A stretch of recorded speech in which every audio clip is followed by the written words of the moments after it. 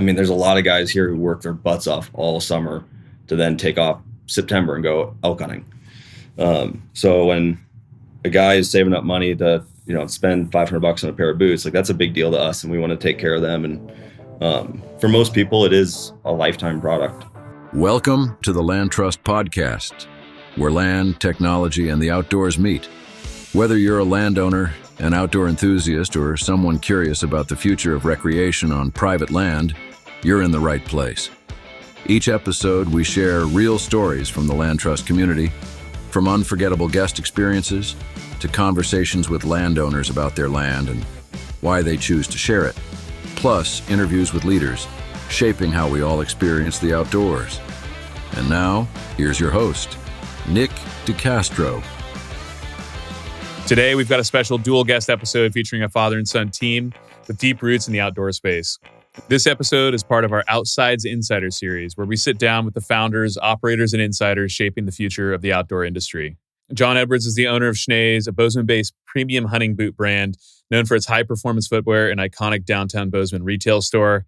He also serves as the co-founder and chairman of Duckworth, a Montana-based wool company producing 100% U.S.-grown, spun, and made garments from Rambouillet sheep from the Helly Ranch in Dillon, Montana.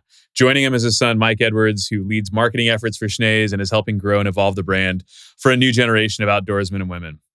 They're a rare combo of legacy and forward thinking, and they've got a lot to say about American manufacturing, brand building, and what it means to operate at the intersection of heritage and innovation in today's outdoor economy. I also consider them both friends. Before we dive in, just a quick reminder, the opinions shared by our guests are their own and don't necessarily reflect those of the companies or of LandTrust. Welcome to the show, guys. Thanks, Nick. Good to be on. Good to be here. All right, guys. So for the folks out there who aren't familiar with Schnee's or Duckworth, why don't we give them a quick little overview? Let's start with Schnee's. We have been primarily making hunting boots in Bozeman, Montana since the mid-'80s, early 80s. Our legacy product is what we call pack boots, rubber bottom, leather upper. For around here, mostly hiking through like snow and winter, things like that. Nick, we did a brief little recording of maybe a month or two ago on mostly pack boots and their versatility. But more recent years, we've sort of been building the best hunting boots in the world in several other categories. So whether you need something for mountaineering level, you're going on a sheep hunt, or you just need a pair of boots that's going to take you for upland through deer hunting, we kind of got all sorts of shapes and sizes now. Awesome. And how long's the retail store been in downtown Bozeman? I think it really starts in 1946. So it's been here a long time. The building's 120 years old. And the Schnee story really started with the founder, Steve and Jean Schnee, and then we got involved, 20 years ago. And then shortly after that, we combined with Powderhorn Outfitters, which started out in this location right after the Second World War. So while Schnee's itself doesn't go all the way back that far, sort of, as a combined entity, it goes back to 1946, which is kind of cool. Wow, that's awesome. Okay, Jon, why don't you share a little bit about Duckworth? Yeah, happy to. And I would just maybe underscore a point on Schnee's with Michael. All of our footwear is not made in the U.S. We are very proud of our pack boots that Michael referenced, and we have a factory here that we're just super proud of and has been amazing. The woman who runs that factory, her name's Corrine, and she's been making Schnee boots in Bozeman, Montana for coming on 40 years, which is pretty amazing. And it's we don't really say made in USA because the rubber bottom portion, that industry has sort of left the country a long time ago, actually. And so we import the super high quality, best in the world quality rubber bottoms, but all of the leather work, all of our liners, all of the assembly, all of that construction, design, everything is in Bozeman, Montana. So we're real pleased with that. And then the other categories of footwear that Michael's talking about, our primary factory for the mountaineering and trekking style stuff for sheep hunting, high country mule deer, elk, kind of hardcore Western Rocky Mountain West from sort of Alaska down to Mexico. That's primarily made in our amazing factory in northern Italy, outside Verona, in the foothills of the Dolomites. So really, That's awesome, really man. amazing construction, and so it's a diverse and interesting industry to make the world's best hunting boots. But we're going to get into some stuff on tariffs and made in the USA versus what's the role on the mix of USA made products and, specialty manufacturing abroad as well. So I'm going to put a pin in that, but I want to hear about Duckworth first. Yeah, as I'm leading into Duckworth, I'm just going to say that philosophically, as a matter of value set and things that we stand for, is we stand hard for made in America to the extent humanly possible. And the times are changing. There's some really interesting opportunities that are available now, and I actually think it's important that as a country we lean into opportunities to make things here. So we're trying to be as actively involved in that as we can. Duckworth really is an amazing, sort of a unique enterprise. It's 10 years old now. We have a phenomenal group of stockholders and employees. Duckworth is indeed a company that is made in America. So starting with our partners, the Helly family, which is now at least fifth generation Montana sheep ranching and cattle ranching company in Southwest Montana in Dillon. They're just amazing people. And so Duckworth is privileged to work with the Hellys, in partnership with the Hellys. And we therefore have access to the largest clip of fine micron merino in North America. And fine micron merino is a next to skin quality fiber that's, the Helly family over generations has been able to, sort of genetically steer their production toward that type of fine quality wool. And we have a unique environment here. So the Helly sheep are going to be, at 10,000 feet in the summertime. Winters here are quite harsh. So it is a challenging endeavor to do what the Hellys do. And they do it extremely well. I don't know how. It's just, you better be smart and tough, and they are. So the next thing that happens after the wool comes off the sheep, literally at shearing, the Hellys shear sheep. So now you have raw wool. Well, it goes into processing, and every single step in the processing is done in the United States, in the lower 48. So Duckworth manufactures its own yarn from Helly, from sort of source verified production. From the yarn, Duckworth manufactures all of its own fabric.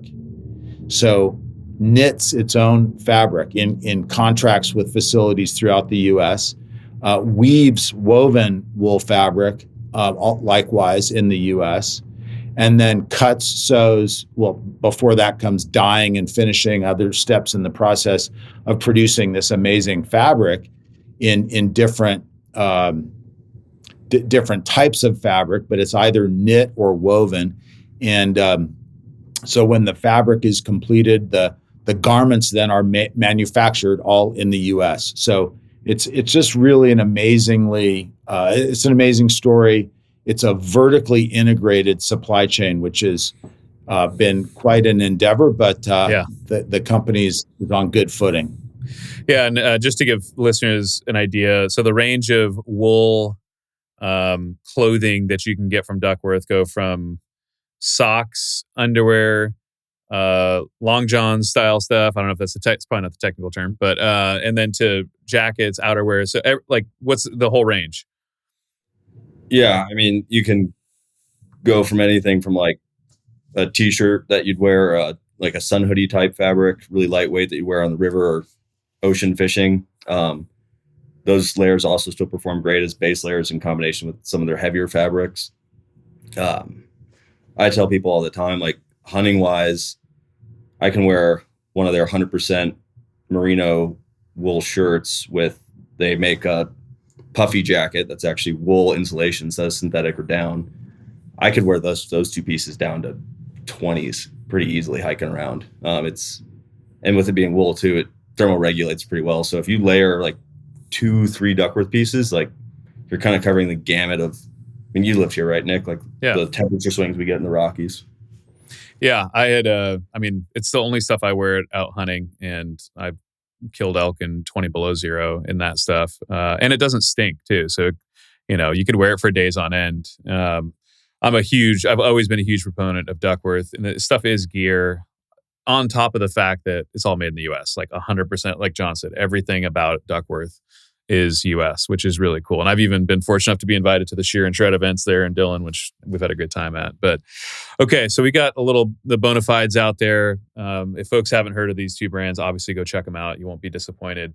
Jon, why don't we talk a little bit about the topic du jour? Jon and I we got to spend a weekend in turkey camp in Kentucky with some friends from Outsider, which was a great weekend. Just a handful of CEOs and guys running businesses out here. But one of the campfire topics obviously has been tariffs. We're recording this, May 27th.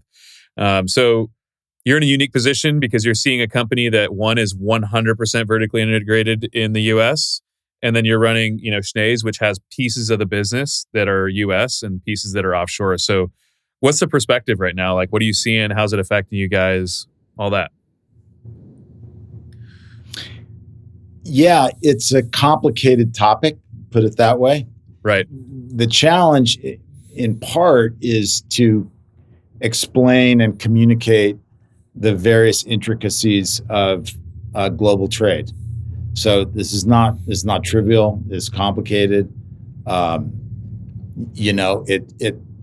is a situation where I kind of recommend people to listen to Secretary Bessent describe some of the more detailed level considerations that go into what you might call fair trade.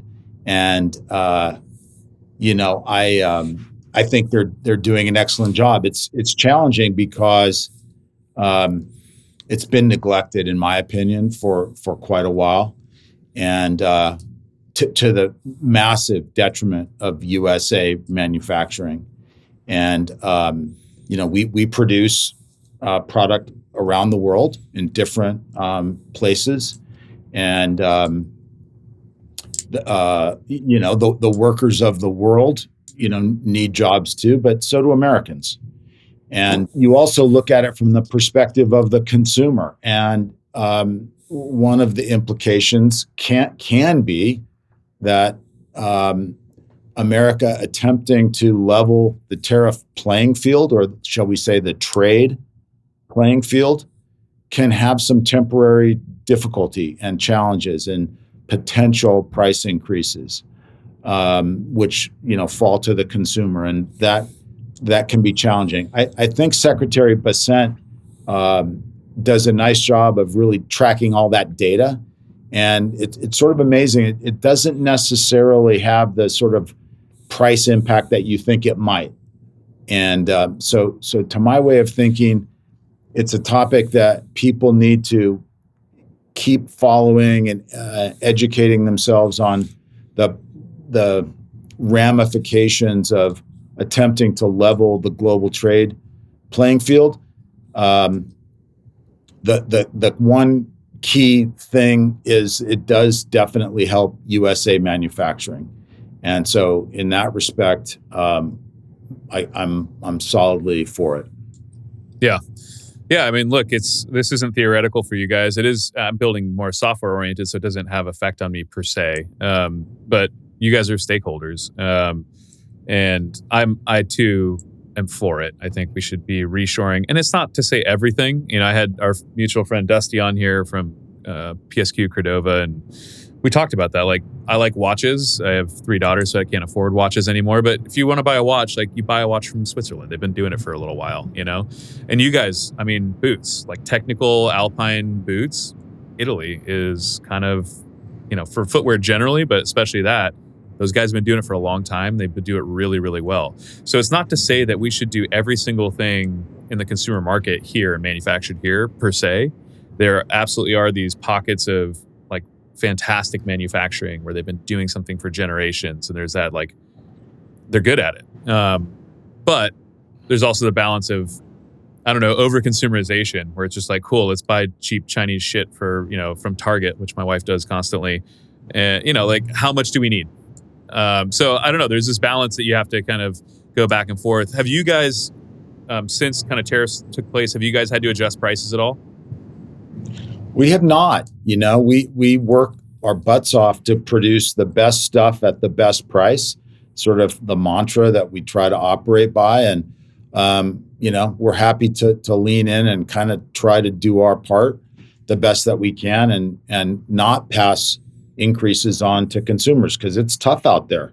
I mean, fuel's expensive, food's expensive, living is expensive. So, it is a nuanced topic. And I think it's one of these areas where it's not necessarily doing anybody any good to try to find simple solutions to complex problems. It doesn't really work that way. Yeah.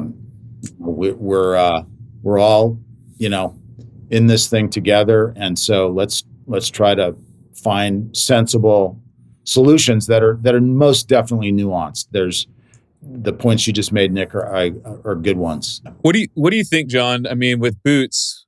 Okay, so I guess I put a pin in that conversation earlier. Okay, so you have pack boots, which have historically been made in the U.S. again with the rubber piece. I don't know when that kind of got shipped out, but as you said, that rubber manufacturing process has pretty much left the U.S. And then you've got a line of your technical boots that are made in Italy. So what's your perspective on the role of U.S. manufacturing for gear like this versus going to specialists overseas? Like, how do you think about it? If you could wave a magic wand, would you wave a magic wand and have it all made in Bozeman, Montana? Or you say, no, look, there's a reason why we're making these specific boots here, Yeah, I think, we have fantastic partners in Italy, Portugal, Mexico, good places, great people. So it's almost a case-by-case basis. I guess if I could wave a magic wand, I would like to onshore and reshore things that make sense, where we can help the American working class. The American working class has been sort of under attack for 4 or 5 decades. Yeah. And so that's not, I don't like that. I don't like that at all.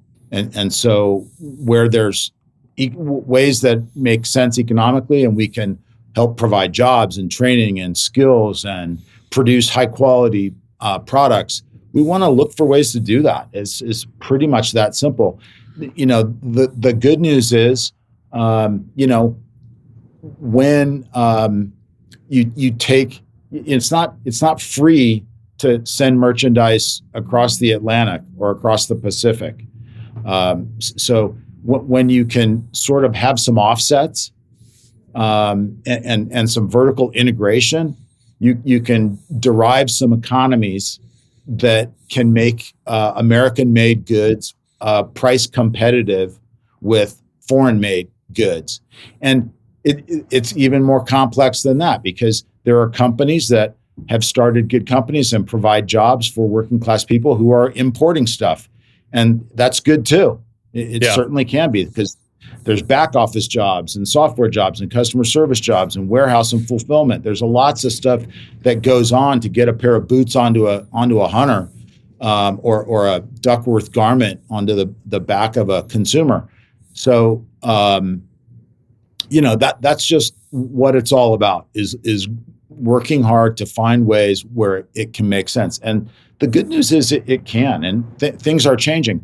Obviously, automation is on a fast track to exponential change, and so that creates some opportunity also to find ways to change the way manufacturing is done in the U.S. And of course, let's not forget, we have to be able to produce stuff here so we can supply our people who serve in the military. They need reliable supply chains.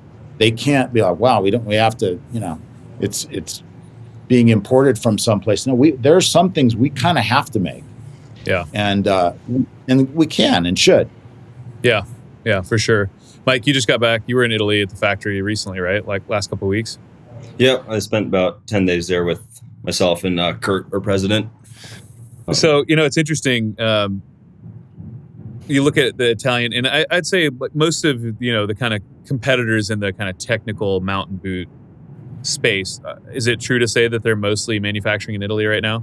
Well, yeah. That sort of northern Italy, southern Germany region.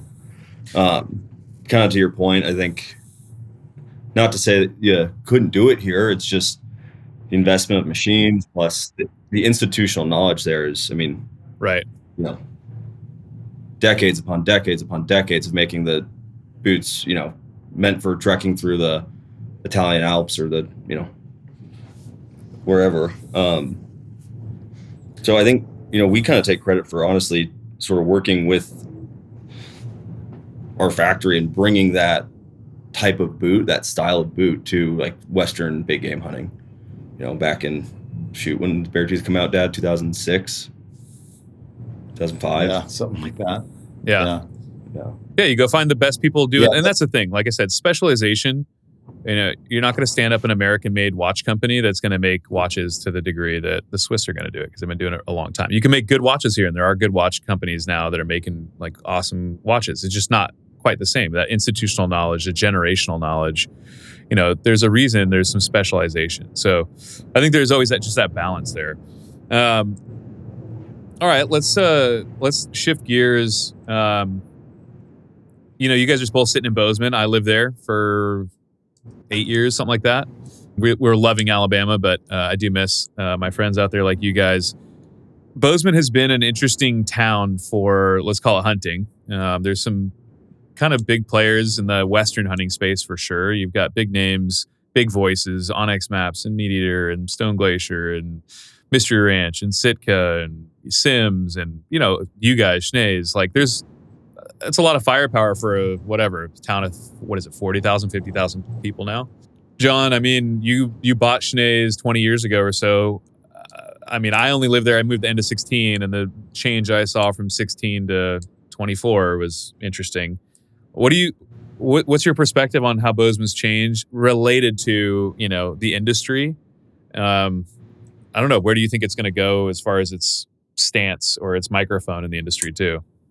We're super blessed here because we do have a phenomenal critical mass of leaders in the hunting, fishing, outdoor space. We just do. And it's, I think, because we're blessed with natural resources that lend themselves to these types of companies. I love to tell people the story about the state of the wildlife of Montana at the turn of the last century. So, at the end of the 19th century, wildlife was challenged out west generally, not just the buffalo, but deer, elk, antelope, North American pronghorn, which is a super unique creature, and mountain goat, sheep, moose.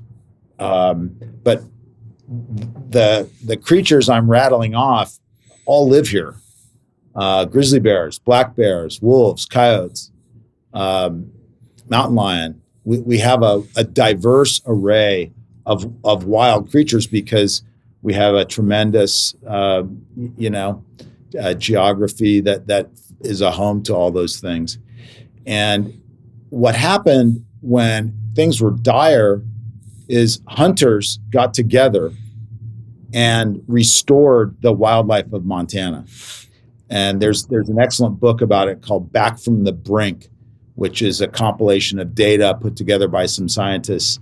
We'll find it and put a link up. But yeah, it chronicles what happened. And people, for example, would go into the mountains in difficult terrain and live trap mountain goats, and then put them in crates and pack them off the mountains on mules, and relocate them into other places for them to live.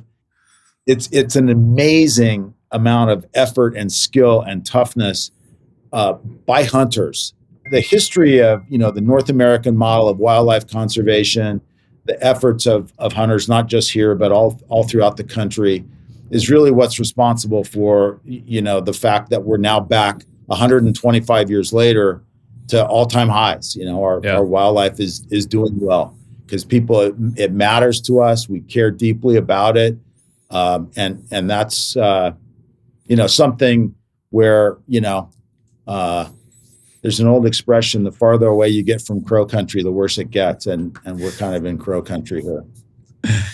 So what do you think about company-wise? Again, there are per capita, a lot of like pretty prominent hunting-focused companies that have come out of Bozeman.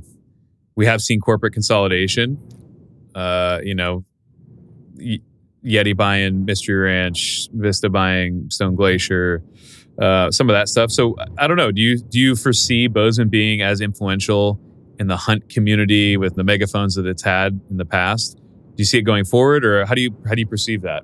Yeah, I think it's a nationwide thing, though. I mean, we were just with those great guys at Outsider, in the kind of Nashville, Kentucky area. I think there's great people like-minded throughout not only the West but Midwest and all over the place.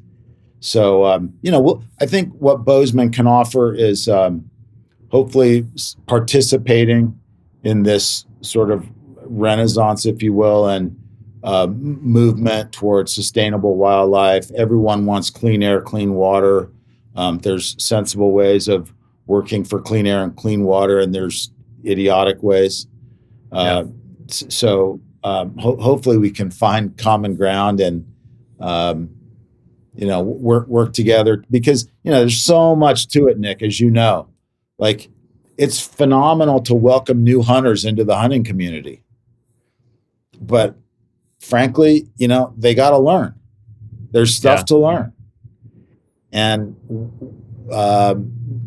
that is a place maybe where we can be a little bit helpful too, is just sharing some experience and knowledge and helping to educate the new younger men and women who are coming into the hunting industry or the hunting way of life, who may not have grown up with it. So there's a lot to it. Yeah, there's an opportunity there too. I think technology can play a role in that too, bringing that education and just etiquette and some of that stuff to the masses in a way that I grew up. First memories are going hunting with my dad, so it was always what we did, right? I know. And when I looked at Bozeman originally, I was in Boulder working on another startup, and I looked at Bozeman, I looked at Missoula, and Bozeman was attractive, and I have described it in the past as kind of like Silicon Valley for the hunt industry. Because there was a lot of the big names there. I'm curious to see where it's going to head, as consolidation takes place. And Bozeman's, I was talking to my general counsel. He moved there because he thought he works with startups, and he's like, man, I moved here because I thought it was going to be the next place. But unfortunately, it's gotten so expensive over the last 4 or 5 years. My family moved for that reason specifically, among a couple others. But it's interesting to see what will happen as kind of real estate and cost of living has gone kind of nuts. If it can still support startups and younger companies just from a cost of living, employing people and paying them enough money to be able to live there. So we'll see about that. Yeah. I mean, I just add to that, look, affordable housing is a big deal. And, when I went to college, my family lived in Billings, Montana, and we didn't have much money. And so I rode the bus from Billings, Montana to New Hampshire to go to college. If you ever want a good bus ride to see a good bit of America, try that one. Because it's awesome. But, there's innovation and smart people thinking about ways to provide affordable housing for young people. I mean, you got to be able to buy a house as a young person. It's a great way to start to save some money.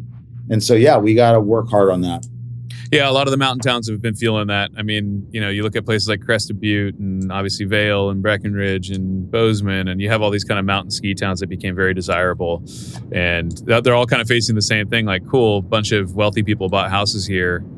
but who's, the normal people that are living there, paying taxes, sending their kids to school, working service or retail, like for you guys, they got to be able to live there too. So it's a difficult balance. Mike, what do you think? Where do you think kind of the hunting gear market is headed? Dusty and I talked about this when I had him on. Gear. I think gear is a little less susceptible to like super cheap stuff because it is gear. I don't know, like you're buying with, hey, I'm going to take this on kind of a difficult hunt, or I'm going to, I need this thing to actually perform a specific task. It's not like buying a cheap t-shirt or something where you're going to wear it around a little bit, buying on Temu or some shit like that. But where do you think like gear is going to go, especially in light of, hey, people are looking at reshoring, trying to figure out how to manufacture here. Are we going to get more and more expensive? Do you think we're going to be buying $1,000 boots in the next 5 years, or what do you think? It's interesting. And whenever I talk about the whole kind of marketplace, I want to try to do my best to exclude my own biases. But I mean, we're super appreciative of our customers to start. Like, I would say I kind of always defined our main demographic as like kind of just blue collar guys. I mean, there's a lot of guys here who work their butts off all summer to then take off September and go elk hunting. So when a guy is saving up money to, spend $500 on a pair of boots, like that's a big deal to us, and we want to take care of them. And for most people, it is a lifetime product. So I think there's some categories where you don't skimp on, but me personally, like, you really don't need a lot. And I think my generation maybe is a little more privy to that, just with online shopping and how readily available information is. Like, boots are one thing that we always say, and I think most people would agree, is probably if you're going to spend money, like boots, weapon, maybe backpack too would be my other one. But I mean, shoot, like optics too, but like even still, like for the Western hunter. Yeah. People shot a lot of deer with open sights. Yeah. And as gear gets better, hunting becomes easier too, that's where I don't know where that's going to go down the road. Because if you have the money, you can buy like a really nice rifle setup with a nice scope. If you got the time to practice with it, it's, taking a deer down is relatively easy compared to, if you got your grandfather's 270, that's really only good out to 200 yards. Yeah. But I think what we've seen a lot with brands recently is like solids, I think, are probably kind of here to stay. I think camo's obviously more of a fashion thing at this point than anything else. Like, just with the resurgence of like kind of older school camos like Mossy Oak, Bottomland coming back. Yeah. We'll see college girls here wearing it. It's just out on town. So if I'm going to spend some money on a jacket, like I'm just going to get a black jacket, And at least here, I think that's kind of the sentiment is, and I think that's why Stone Glacier's done so successful. It's one of my favorite ad campaigns that they ever did it's like, here's a few reasons why we don't make camo. And it's just stuff dying over like on a loop, just a montage. It was great. But yeah, I don't know. I think as far as price, look, the big ones will continue to get more expensive. Like, I think Sitka makes a rain jacket for like $700 right now. Holy smokes. And so it's so circumstantial. Like, if you're going to Alaska and you're going to be a drowned rat on the side of a mountain for a month, like, you should consider it. But if you're just going out to have fun with your guys and do a deer camp, like, you don't need that much, really. Yeah. It is interesting to see a brand like Kuiu start to go real mainstream. I mean, I've been seeing Kuiu, like they were in like the Landman series. It was in the Yellowstone series. Like, to just see it become really pop culture commercial is pretty interesting. I don't know, like they're going a lot more solids too. They obviously have their camos and stuff, but a lot of that stuff is solids. It's like, it's kind of a status symbol now because Kuiu's not cheap either. I don't know. It seems like it's gotten to that level. I think it's unfortunately kind of like the evolution of a lot of brands is eventually it goes urban. Like you've seen it with Carhartt and Filson, probably the most famous ones right here. Sitka now and Kuiu too. I mean, we're not unique to that either. Like during winter here, I mean, everyone's in pack boots walking around Main Street. Yeah. I do view our stuff still as more of a tool than anything else. Yeah. Yeah, it's interesting. Speaking of, I mean, you kind of touched on in there from a marketing perspective, because we work in hunting, you know, the last 4 to 6 years have been pretty shitty to be trying to market hunting stuff online because it would get taken off the platforms. And I've had a handful of folks on the podcast talking about that. Have you had issues? What channels work best for you? What have you been finding like recently, like more fresh? Like, is it obviously email is a big performing market, channel, but how do you guys look at your mix and how are you thinking about it going forward to grow both brands? Really, I know you don't work on Duckworth's marketing, but for Schnee's. Yeah. I mean, email's my favorite to work on because it's really our only chance that we have, especially with Google and Facebook now, to like be unapologetically ourselves. Without risk of having anything flagged. And I think I would describe our voice as mostly just honest. That's how I approach things. But no, I mean, we kind of do the favorites. Like Google's probably the one that's been the most challenging. We've talked a lot about that offline, just how expensive it's gotten.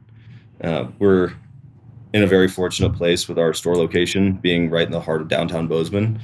So we don't have to do a lot of push to get people into the store. And when we do push it, we do it around events, like just fun reasons for people to come in, hang out. Like we're doing something with Mountain Tough to kick off Tough Fest in a few weeks, which will be awesome. Then we're obviously turning half the store into like food and beverage too, which will continue to make it just a fun place to hang out. I don't know. Online's tricky. Like, I think Instagram has always worked well for us because we are footwear focused, but Instagram, I mean, Meta in general. But we do get dinged, when we have like more aspirational stuff of like packing out an elk or something. Like sometimes it gets dinged, sometimes it doesn't. So you kind of just have to roll the dice. Yeah. But the exciting stuff is like Twitter, as we kind of keep exploring that. You found performance in Twitter or X? Little X, yeah, excuse me. I think X is still working on becoming a marketplace. Yeah. Like, people now are using Meta to shop and Google to shop directly off of the app. I don't think X is really there quite yet, but I see that growing. And as it does, I think we'll see better results than we have. Have you seen much referral traffic from ChatGPT or the other answer engines? Honestly, I haven't played around with it a whole lot. I know we were kind of talking about that a few weeks ago, but I would get in there and start doing it. I mean, it's really interesting. We're starting to see more and more referral traffic come from ChatGPT and some of these other ones. So I would go and mess around and start researching boots and deep researching boots and see where you guys are ranking in there because it's important. I mean, well, don't forget Grok, Nick, or have you messed with Grok? I haven't done because I don't have any social media accounts. So I think you have to have an X account to have Grok, right? Yeah. Okay. Step 1, get your X account. Step 2. I had one, John. Jon, I had one. I had one around the election, and I found it to be so addicting. I had to stop. I was like, "This is too much." Yeah. It was like I had it for like 3 days. It's no big deal. It's just like if you like and value free speech, it's worth considering. I'm all for it. I love it. I love consuming other people's tweets and news articles. All right, the app itself is like, this is too addicting. Yeah, I mean, I genuinely advocate for X, and I think it's a great place to get news. It's easy to, even for an old guy like me, you can sort of tailor your feed, and you can pick up unfiltered information from original sources, which is kind of nice once in a while. So that's what I like. I like it. So Jon, tell me, obviously father-son here, and your other son works in the business. What's it like to be running a family business in a world of corporate? Your competitors are, I don't think any of your main competitors in the kind of boot making space are family owned to an extent, right? Or or family businesses. A lot of them are corporate. Yeah, to different degrees, I mean, we're oriented pretty heavily toward a specialized portion of the hunting industry. I mean, Western mountain hunting in sort of a, when you're going to be preparing and training your mind, body, and spirit to go do a difficult thing, you're going to not want to scrimp on your feet or your firearm or your bow and your optics. And so, we're just very fortunate to have a great team here, a lot of smart, hardworking people that really believe in what we're trying to do. Michael's brother, Jack, is working in the construction of our new food and beverage portion of our store. So he's got the tool belt on, which I think is fantastic. And it's a great crew of guys doing that. And he's learning a ton and just admire those workers very, very much. Our daughter, Katie, is in San Diego, and she's helping out with customer service and marketing. But I have a funny feeling she may be moving in a different direction with her career. So I wouldn't say we're corporate, but we have a great group of people here, and it works well. Yeah, I mean, you certainly there's pros and cons to everything, right? Our company, LandTrust, we've always raised venture capital, and that comes along with a bunch of stuff. It gives you capital to go and build a business and grow it. But there's expectations that come along with it. And then, if you're a family-owned business, you're the final say, Jon. But I mean, do you feel like you're ever in a knife fight? Regardless of the ownership structure. And by the way, just can't say enough good things about LandTrust and the job you've done there, Nick. It's awesome. And I think it's, again, one of the things I think Michael gets a lot of credit for too is we have great partnerships here. Remy Warren and the Live Wild guys are just off the charts sensational. We love the Mountain Tough guys. Jason Matzinger has been a great partner over the years. And so, the event we just did together a few weeks ago, just a phenomenal group of people. And the industry really lends itself to that. And I'll call out Sam Mackey and the Outsider guys yet again. Downstairs, as you know, our firearms business now, we're partnered with the Scout Arms guys. And these are veterans and phenomenal guys. And so we're very proud of the fact that we're manufacturing guns on Main Street. And at the same time, we're partnered with a phenomenal group out of Colorado, Billy Betts and his ministry. So we give out free backpack Bibles in the store too. So that's awesome. there are pros and cons. And at the end of the day, kind of what matters, and I think it was actually Bezos who said this years ago, was, just sort of obsess over your customers. Just be service minded and just try to, for us, man, it's build a great boot at a fair price. And man, if you just kind of orient around that, typically, good things happen. Yeah, I'm a big believer for sure. Just being customer obsessed. I mean, I grew up in service industry, restaurants, hotels, and I think it's a great place for young people to start because it teaches you service. And,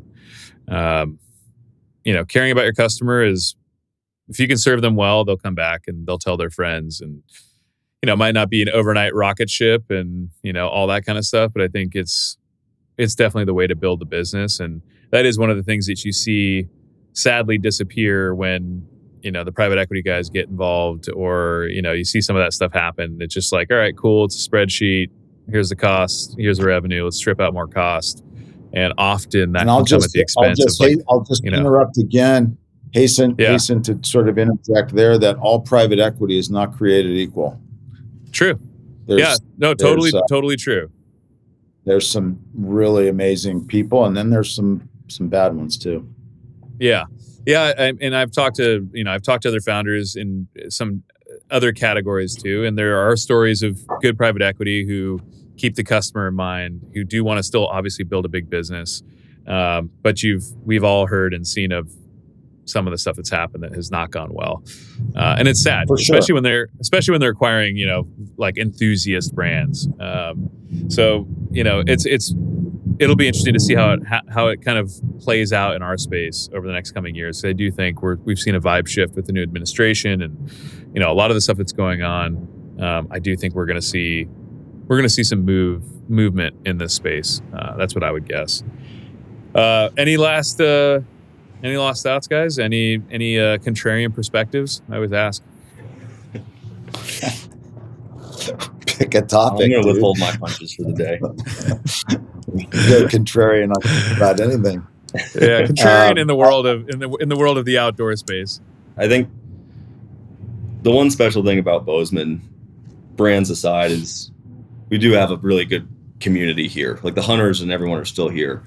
So that lends itself really naturally to partnerships, but also like when we finally are all able to get on the same page, like we have that big party where we close the street down in the middle of the summer in July with Wild Sheep Foundation. So there's definitely the community here who, when we can all finally figure it out and band together for one cause, like people do show up, which I don't personally see that really going anywhere. Yeah. Jon? I would chime in, Nick, that you and what you're doing at LandTrust is kind of contrarian. And there's a large conversation happening inside the hunting industry around public land. And what you're doing is private land. And here again, sort of like where we started this little conversation around, fair trade policy, the intersection between public land and private land is a nuanced topic. And I, for one, would like to see the hunting community at large sort of come together in a calm, sensible way to discuss the ways in which there's common ground. If there's disagreements, let's discuss them and figure out ways that make sense, because we have a common interest. We want good quality wildlife that's sustainable, and we want clean air, clean water, and we want access. We want to be able to go hunt. And so, to my way of thinking, what you're doing is really sensational and providing phenomenal access through LandTrust to private ground that can be enjoyed, and it's a win-win situation. Sometimes the private ground that you make available through LandTrust is adjacent to public land, and so you can have both, and both are very important. And out west, in particular, we have tons of public land. Well, and so the way in which it is managed and how we steward our public land is similar to the importance to a private landowner of being a good steward of ranch land or privately held ground that happens to be the home to deer, elk, bear, wildlife that we cherish. So this whole conversation, I don't want it to become tribal. Yeah. Where you're kind of a public land tribesman or a private land tribesman. I think that's bullshit. Yeah. I think it's more complex than that. So, let's talk about it. And to the extent one tribe or the other is supporting legislation, legislation is not easy either. And maybe there's a way for us to find ways to collaborate and influence public policy in a way that is in the common interest of hunters. And so that's the thing I would say, kind of in closing, that I just applaud LandTrust and applaud what you're doing. And I'm not bashful about it. It doesn't mean I'm anti-public land at all. We live and love public land, and it's phenomenal. I also want to go hunting in public land and have a high quality experience. And so please stop shooting young mule deer, people. Quit. There it is. There's his plug. We'll just clip that one for social media. No, it's right. And to the extent we want to be tribal, let's be tribal about hunters versus anti-hunters. Because I've often said, like, man, I grew up surfing, and no one's like trying to legislate surfing out of existence. So it's like, hey, we as hunters, whether you're a diehard public lands guy, archery versus rifle, who cares? Like, I don't care. But we need to be banded together, because there is a very strong anti-hunting movement that's well funded, that has succeeded in certain states, where certain species are no longer hunted, and those are just small wins for them. So for me, it's like, yeah, I don't really care. I've liked every type of hunting and fishing I've ever tried. It's all fun, but I also want the ability to keep doing it. And unlike skiing or golf or surfing or any of these other, hobbies, pastimes, passions, we love the thing that is actively, lobbied to be legislated out of existence. And it's happened all over the world too. So it's not just like, tinfoil hat stuff. Like, there's plenty of countries around the world where you cannot go hunting. So we need to protect that. And yeah, look, lower 48 is 70% private land. Private landowners, private lands hold like 80% of like, not endangered species, but like the step below that. And so, yeah, we need private landowners. We need good relationships with private landowners, because it is the massive majority of the lower 48. Obviously, the West being where most of our public is. So keeping all these things in balance is really important. And if we can be a conduit for some part of that, awesome. But yeah, as hunters, let's just make sure we keep hunting legal. And the way you do it is be ethical and be good representatives, and, be friendly. Don't be dicks to people online or in person or whatever. So that's my parting thought. Well, appreciate it, gentlemen. As always, good to see both of you. Hopefully I can get back up to Bozeman here in the next few weeks. When are you guys opening the new saloon in the store? We're in partnership with some friends here. We're bringing back the old Stockman, which I've got photos of from, I think, the 40s, and so it's a historic part of our town that we're really excited to be bringing back. So we're looking forward to it. Yeah, I'm going to say July 1. I think my bet is before Ram Rendezvous, which is July 11th. So we're keeping our fingers crossed. If you guys want to check out Schnee's and Duckworth, we're going to add links into the description, but is it Schnee.com or is it Schnees.com? Schnees.com. Okay, spell it. SCHNEES.com. Yeah, and then you can call customer service and maybe get Mike on the line and hassle him. And then DuckworthCo.com, right? Yes, sir. Both phenomenal products, great companies. And I highly recommend them. I buy all their stuff and will continue to do so. Appreciate the conversation, gentlemen. We'll hopefully get to do this again sometime soon. Right on. Thanks a bunch, Nick. Sounds great. Always a pleasure. Thanks a lot, Nick. Good stuff. And to all our listeners out there, if you enjoyed the episode, do us a favor. Please hit the like button, subscribe to the podcast, leave us a rating review, share it with your buddies or other people you think might be interested in the content. It really does help us grow the podcast and keep bringing great guests on. You can follow the LandTrust Podcast on Instagram at LandTrust_hunt to stay up to date with the new episodes. You can also watch the episodes on YouTube, Apple Podcasts, or Spotify. Hey, if you haven't already, head to LandTrust.com and create your free account. Whether you're looking to book your next hunt, take your kids out fishing, or maybe even host people on your land by being a landowner on LandTrust, you can do that all at LandTrust.com, and it's totally free to join. Thanks for tuning in to the LandTrust Podcast and this episode of Outsides Insiders. We'll catch you on the next one.